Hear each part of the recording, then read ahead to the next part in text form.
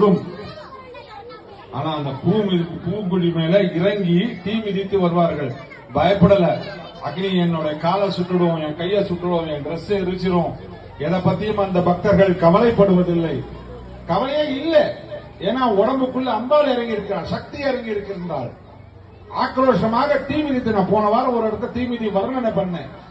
மேற்கு தாம்பரத்தில் எல்லையம்மன் கோவில்ல மழை பெய்யுது ஒரு பக்கம், அந்த பக்தர்கள் ஆக்ரோஷமா தீ மிதிச்சு வர்றாங்க.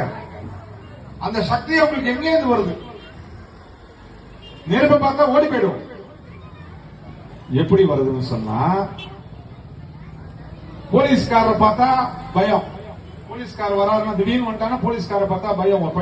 போலீஸ் வந்துட்டாருன்னா பயம். சாப்பிடனா போலீஸ் குடிச்சிட்டு போயிடுவா அப்படின்னு பயப்படுவான்.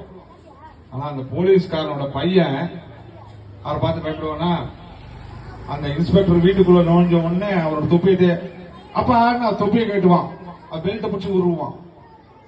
ஏன்னா அவரோட அப்பா காவல்துறை அதிகாரியா இருந்தாலும் அவர் வீட்டுக்கு போனா அவர் அப்பா. அக்னிய நெருப்பா பார்த்தா நெருப்பு, அதை பூவாக பார்த்தா பூ. அக்னி பகவான் சுடமாட்டால், அதனாலதான் பூமிதி திருவிழா அப்படின்னு சொல்றாங்க. அதை அப்படியே பக்தர்கள் நெருப்பு அப்படி அழகா அந்த பூ மிதிக்கிற மாதிரி ஒரு மல்லிகை பூ தோட்டத்தை அப்படியே மெரிச்சிட்டு, பூவெல்லாம் அப்படி மலர்கள் எல்லாம் சாப்பிட்டு அப்படியே மெரிச்சிட்டு வர்ற மாதிரி அந்த உணர்வோடு அவர்கள் மிதித்துக் கொண்டு வருகின்றார்கள். அந்த தீமிதி என்பது அற்புதமான விஷயம், சாதாரணமான விஷயம் இல்லை. பக்தி உணர்வோடு செய்யக்கூடிய நம்பிக்கை சார்ந்த ஒரு விஷயம்.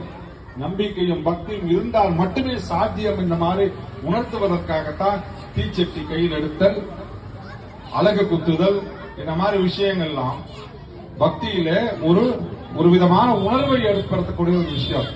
அதனால பக்திக்காக, ஆன்மீகத்துக்காக எத்தனையோ மகான்கள், எனக்கு கொஞ்சம் நிறைய நேரம் நம்ம எடுக்கணும் அப்படின்னு வந்த சொல்லணும்ட்டு, நான் அடுத்த குழந்தைங்க நிகழ்ச்சிகள் நிறைய இருக்கிறதுனால ஒரு 1-2 விஷயங்கள் மட்டும் சொல்லி நிகழ்ச்சியை முடிக்கின்றேன்.